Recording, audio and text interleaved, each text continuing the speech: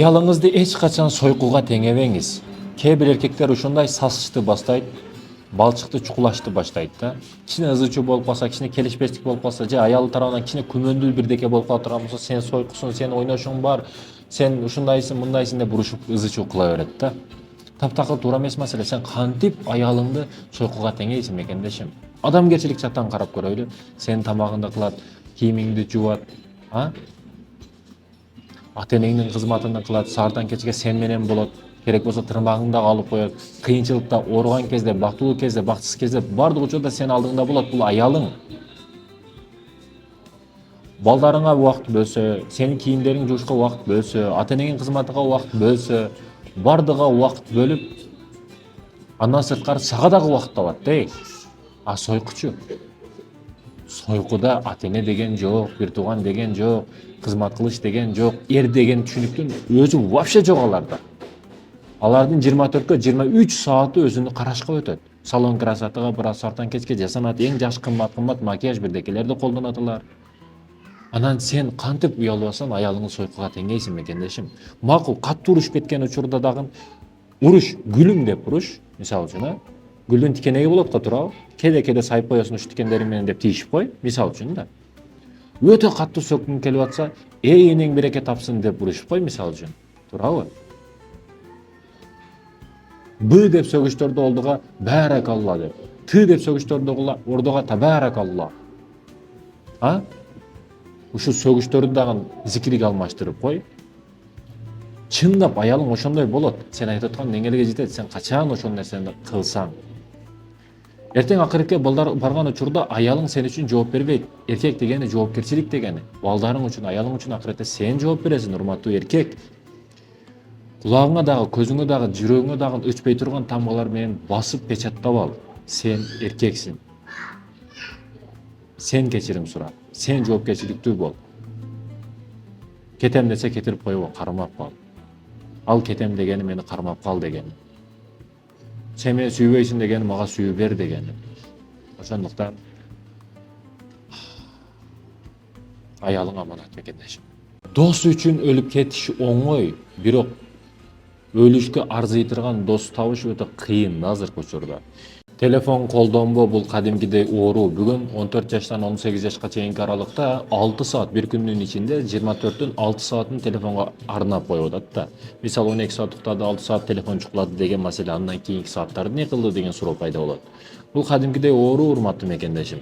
Мисалы, китеп программаларындагы буга койбо деп сунуш берем. Неге? Китепти ачамын деп туруп кирсең, WhatsApp-ыңа сообщение келген болот, Google'дан Арнольд Шварценеггер бирдеке жазган болот сага, анан ошентип аларды окуймун деп алаксып бирдекелерди көрмүш болуп, ошентип кантип башка сайттан чыкпай калганыңды билбей каласың да. Негизи китеп деп киргенсиң, селин китеп болгон, бирок башка нерселерди чукулап кеткен болосуң, Анан азгырылып кетиш өтө оңой болуп калды да бүгүн.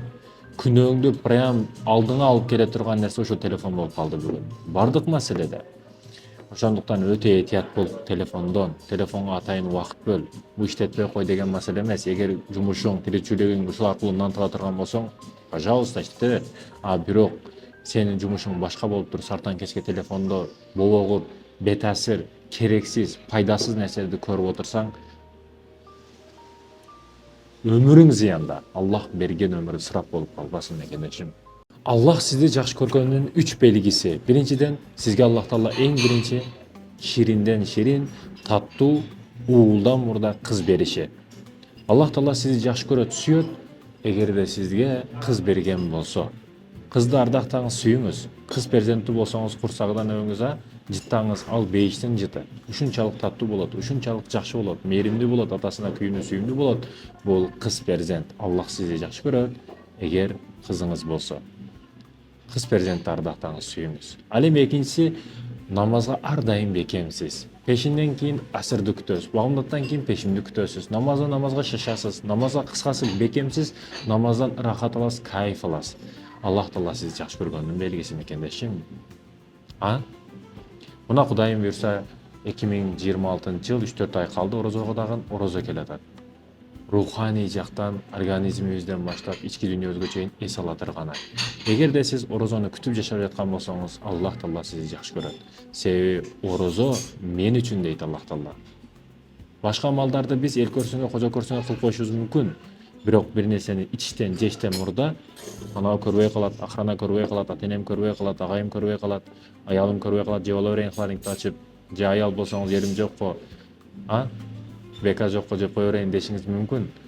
Бирок Аллах көрүп турат деп өзүңүздү токтотуп коесуз да. Демек сизди Аллах жакшы көрөт. Телефонго кирип жашап алган аялдарга эки эскертүү. Биринчиден, мунун ичиге эч качан кирбеңиз. Мунун ичиндеги нерселер эгер тирүүлүк ушундан болбосо, нан табышыңыз ушундан болбосо, анда кереги жок. Сиз эч качан өзгөрбөшүңүз керек. Эркектен көбүрөөк акча таап, эриңизден көбүрөөк акча таап кеткен учурда дагы эриңиз ар дайым сизден жогору турганын билдирип турушуңуз керек. Анын телефонду ичиге кириштен мурда эриңиздин ичиге кирип көрүңүз. Карыз, кредит, проблема, түйшүк, муну ишти кандай кылам деген ичиндеги жазууларды да окуп көрүңүз. Деп Инстаграмга кирип алып каттарды окуй бербестенчи. Эркектин ичин окуп көрсөңүз, телефон чукуй албай каласыз. Бир айыл бар экен да. Айылда койчумандын аялынан үлгү ал деп баардык эркектер айта берет экен.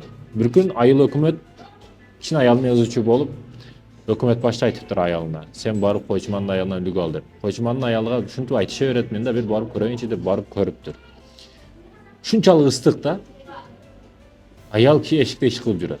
Анан аялга келип бир чыны суу сурайт экен. Суу сураса, баягы аял суу ичип турган сууну төгүп салат дагы, "Сизге азыр ичкеринен муздак суу алып чыгып беремин" дейт. Барып муздак сууду алып чыгып берет. Анан баягы аял кызыгып сурайт: "Жана ичип аткан сууңузду төгүп салдыңыз, ошондон эле берсеңиз болот эле го" десе, баягы аялдын жообун караңыз. Ушул салих аял да. Ал айтат: "Эрим азыр ушундай 40 градус ыстыкта тоолордо, адырларда элдердин коюн кайтарып, ысып калган сууду ичип жүрөт. Себеби эртең менен муздак болчу, бирок азыр ысып кетти суусу. Ал кыйналып кой кайтарып ыстыкта ысык сууду ичип жүргөн учурда, мен көлөкө жерде салкын сууду ичип отурушум аялдыкка жатабы" дейт да. Ошондо баягы өкмөт башынын аялынын башына тебет. Кайра келип эринин кызматын кылат да. Ошондой экен, ойлонушубуз керек. Таза кийинүүнүн 3 пайдасы бар. Биринчиден, өзүңүзгө ишенч берет. Серьезный жолугушуулар, мамлекеттик деңгээлде жолугушуулар болот, сырттан конокторуңуз келет, Мисалы Дубайдан араб досторуңуз келип калышы мүмкүн. Айтор ошол серьезный жолугушууларда таза ткан кийинип барыш өзүңүзгө кадимкидей ишенч берет. Таза кийинүү. Биринчиден ишенч экен. Ал эми экинчиден таза кийим маанайыңызга таасир берет. Жакшынакай күлүп, жылмайып жүрүшүңүзгө дагы кадимкидей таза жүрүшүңүз. Бир эле кийим эмес, чөйрөңүз, өзүңүз уктай турган бөлмөңүздү бир тазалап койгондо маанайыңыз кандай көтөрүлүп калат. Демек, майдадан башташ керек. Ал эми үчүнчү маселе, кийимиңиз канчалык таза болсун, классика болсун, жакшы болсун, эгер чөнтөгүңүздө акчаңыз болбосо, бардыгы бир тыйын. Бул менен эмне дегим келип атат? Сырты сонун, ичи калтырак болбош керек. Мындайча айтканда, ичиңиз күчтүү болуш керек, мындайча айтканда, руханий жактан күчтүү болушуңуз керек, сыртыңыз таза кийимде күчтүү болуш керек, телоңуз физически күчтүү болуш керек, спорттагы болуш керек. 3 нерсе бириккен адамда 4-нчү нерсе сөз кошулат, бул акыл. 4 нерсе бириккен адамда көп нерсе вулкан сыяктуу жарылат, ал адам токтобойт, учат. Самолеттон бийиктеп учат. Да, ушундай. Аялды ар дайым сүй, эркекти түшүн. Аял кишини ар дайым сүйлөш керек. Мындай, гүлдөрдү ата кылыш керек, бериш керек, подаркаларды бериш керек. Айтор сүйгө ылайыктуу бул аял киши. Кыйынчылык көбүнчө эркек кишиге келет. Көчөгө көп чыгат, нанды көчөдөн эркек киши таап келет. Ошого байланыштуу көп кыйынчылыктар эркекке түшкөндүгүнө байланыштуу. Сени сүйөм дештин өзү аздык кылат. Эркек кишинин алдыда түшүнгөн аял болуш керек. Болуш шарт. Болбосо өтө кыйын болот. Маселеси өтө кыйын болот.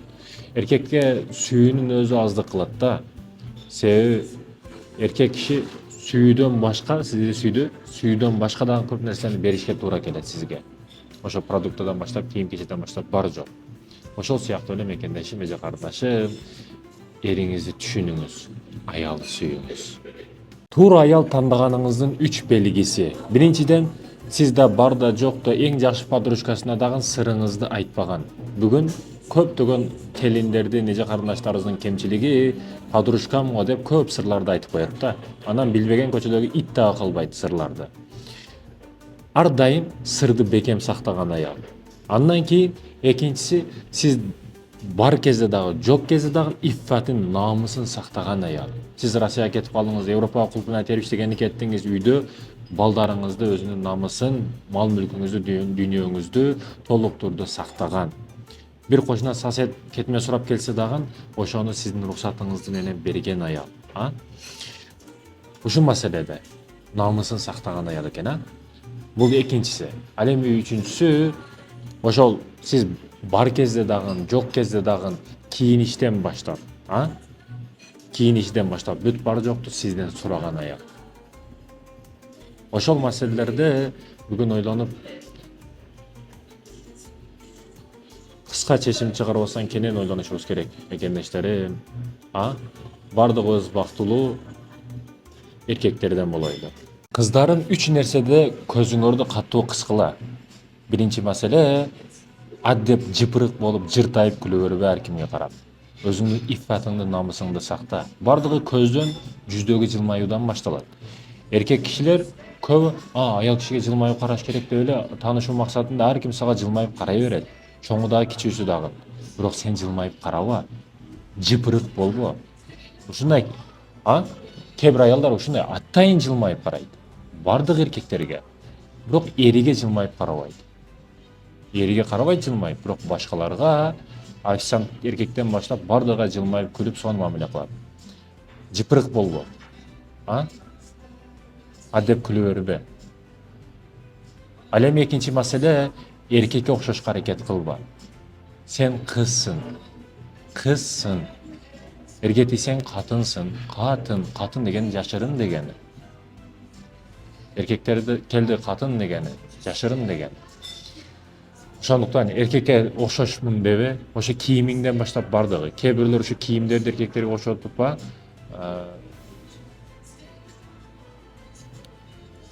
бар жоктун маселеден авретиңи жапканга аракет кылышың керек да, урматтуу кызым.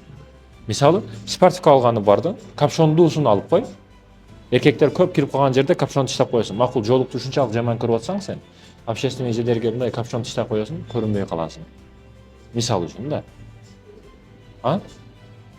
Ныкап маселесин эске ала турган болсоң, очки тагып ал. Очки эле чоңуна таксаң пешенең жарым тосуп калат. Мисал үчүн да. Мен жоңул легкий варианттарын айтып атам да. Бир-эки жөтөлмүш болуп маска тагып ал. Мисал үчүн да. Оңой варианттарын бул урматтуу мекендешим, урматтуу эже карындашым, бир нерсени токтотуп, бир нерсени кыл деген маселе жок бул жерде. Болгону эркекке окшошуп кетпе. Сен кызсың.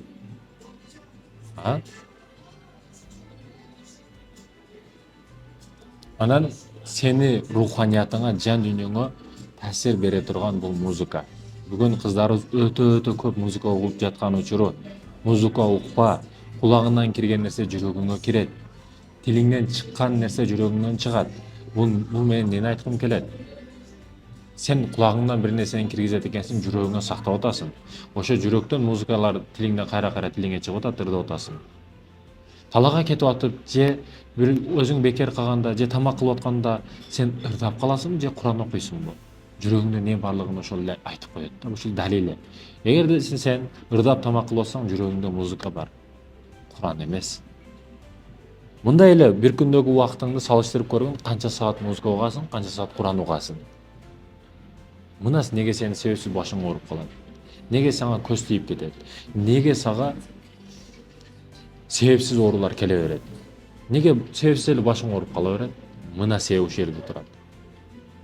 Американын атамгасын билбей туруп, маанисин түшүнбөгөн музыкаларыңды, бул музыка чындап руханиятка өтө катуу таасир берип коет. Биринчи зинага чакырат, сойкулукка чакырат ал музыка. Көптөгөн почти 90% жылаңачтар, ошондой ырларды укпа. Аллага аманатсың. Кыргыздын жигиттери ге аманатсың. Бүткүл мусулмандарга эркектерине аманатсың. Аманаттыгыңды бил. Бүгүнкү адамдарда 21-кылымда 300 пайда болду. Чыныгы жүзү, ички жан дүйнөсүндөгү жүзү, бул сизди карап, мени көрүп аткан бул жүзүңүз, анан арткы жүзү. Качан бир кыйынчылыкка батып калсаңыз, түшкө батып калсаңыз, адамдар арткы жүзүн көрсөтүп алат да сизге. Качан ийгиликке, бакытка жетип калсаңыз, чыныгы алдыңкы жүзү менен ушинтип жылмайып келип алат. Сиз качан чыныгы жүзүн көрөсүз? Качан сизди таштап кеткен учурда. Айтайын дегеним, адамда бир жүз болгону жакшы. Ичи сыртына, сырты ичине туура келиш керек. 300'нун кереги жок. 300 үчүн акыретте жооп бере албай каласыз. Бир жүздүү болуңуз. Эркек киши көп маселеге аялы үчүн чыдайт, балдары үчүн чыдайт. Мисалы, Россияда суукта, стройкада иштеп жаткан эркектер, Европада жамырга карабастан, карга карабастан, башка карабастан иштеп жаткан, кулпунай терип, тоңуп, ыстык суук айырмасы жок иштеп жаткан эркектер өзү үчүн иштеп жатат деп ойлойсуздарбы? Көбүнүн семьясы бар. Бойдокторда же семьялуу болоюн деген максатта иштеп атат да. Семьясы жогу семья үчүн, семьясы бар, семьям сактап калыш үчүн деп аракет кылып атат. Эркек кишиге негизи көп нерсенин кереги жок. Бир кроссовка менен 12 жерге дагы кете берет. Аял кишиге 12 жерге 12 форма. Нени айткым келет, мекендешим? Эркек киши бир көрпө менен, бир кичинекей бурчта дагы жатып, жашап кете берет. Бирок комфорттуу, ошо сонун жашоону үй бүлөсү үчүн курат да, мамлекетти үй бүлөсү үчүн курат.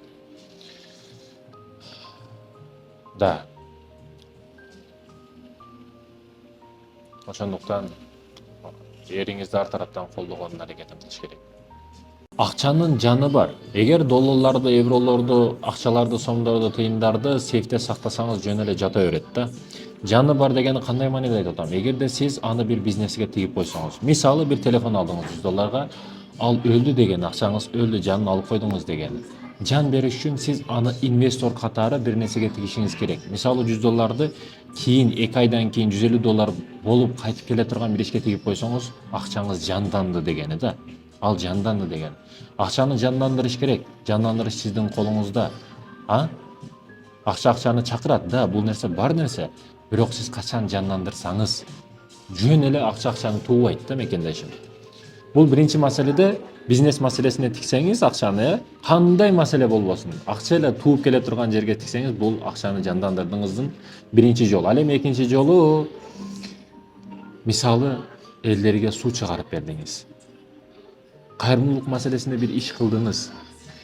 Бир кийими жокко кийим алып бердиңиз, тамагы жокко тамак алып бердиңиз. Мисалы, көчөңүздө асфальт жок эле, трасса жок эле, трасса асфальт салып бердиңиз. Жолдорду оңдоп бердиңиз. Бирөөгө мектепке муктаж эле мектеп салып бердиңиз, садик салып бердиңиз. Сиз акчаңызды жандандырып койдуңуз дегени. Кантип?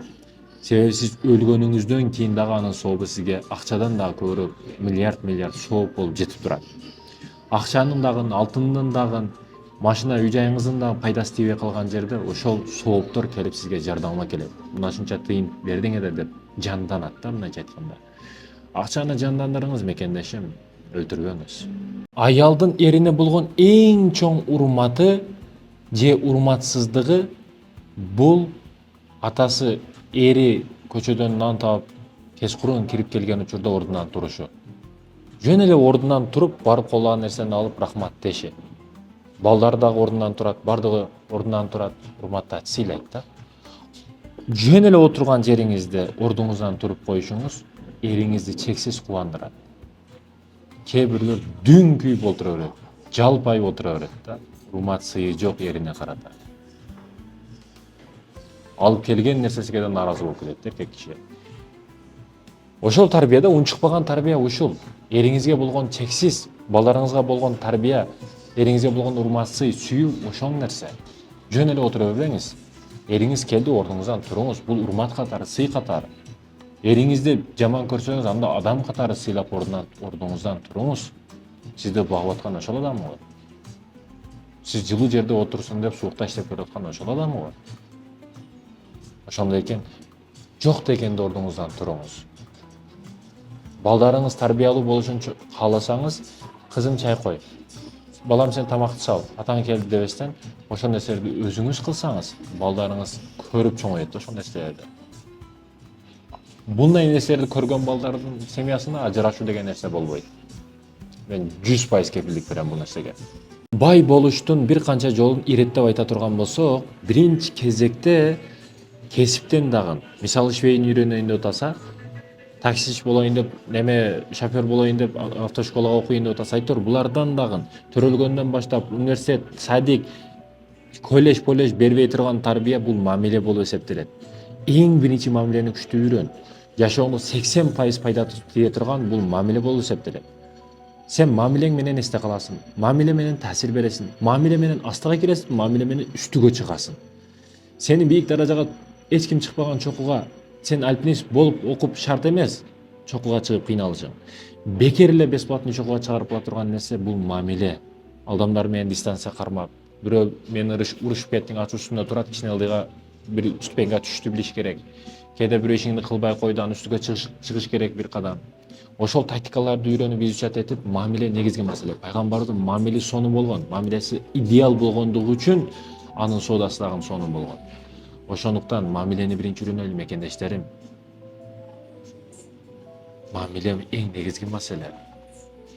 Жылуу мамиледе болойлу бардыгыга.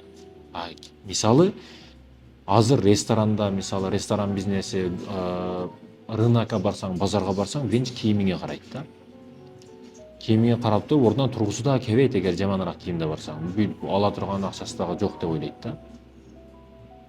Сонун классика менен, костюмчу менен бир жерге кирсең, ресторанда айт туруң, кайсы кабина керек, каяк бош, мына сыйлуу коноктор келди дейт. Кичине спортивка менен, жыртык кроссовка менен кирип барыңа да, ордунан туруп дагы койбойт сыйлап. Ошондуктан мамиле негизги маселе да. Менин территориямда ушундай адамдар бар, жөнөкөй спортивкада жүрөт. Бирок Кыргызстандын көп бизнестери ага байланыштуу. Билесиздер, кээде бир мамлекеттин карзын төлөп кое турган деңгээлдеги бай адамдар бар, бирок жөнөкөй эле секонд-хендден кийинет. Ошондой экен, ойлонушубуз керек, ойгонушубуз керек. Адамдын сырткы келбети, башка маселелерге карап, баа берип койбойлу. Бул биздин төмөн экенибиздин далили да. Мен бардыгына бирдеймин. Ал бомушпу, жогорку деңгээлдеги адамбы? Биз бардыгыбыз бир унитазда отурабыз да. Мына бир эле туалетке киребиз демекчимин айтып атам. Бирибиз дегени. Анын кийген кийими, даражасы, бийлик байлыгы карап мамиле кылбашыбыз керек. Бул уят нерсе. Ким ошондой мамиле кылса, ал акылсыз адам, акылы төмөн адам, сабатсыз адам ошондой кылат. Мисалы, жаш бала келип сиз алдыңызга бакырат, ар нерсени айтат, бирок сиз жаш баланы бир уруп өлтүрүп койсоңуз болот, бирок андай кылбайсыз да. Хабиб Нурмагомедов мисалы күчтүү спортсмендер бар. Анын алдына барып канчалык жентилмен болсун өзүңүздү көрсөтсөңүз дагы ал сиз менен урушпайт. Неге? Ал билет, что сизди бирдеке кылып коет азыр. Күчтүү зыян берип койбоштугу үчүн дагы сизди бир жериңизди сындырып больницага туура жөнөтүп койбоштугу үчүн дагы билет, ал өзүгө эле проблема болот да. Ошону алдын алыш үчүн дагы сизге зыян бербейт. Көрдүңүзбү? Күчтүү адамдар, акылдуу адамдар негизи жөнөкөй болот. Жөнөкөй болот, мекендешим жөнөкөй болот. Көзү кычканга эчтеке жетпейт.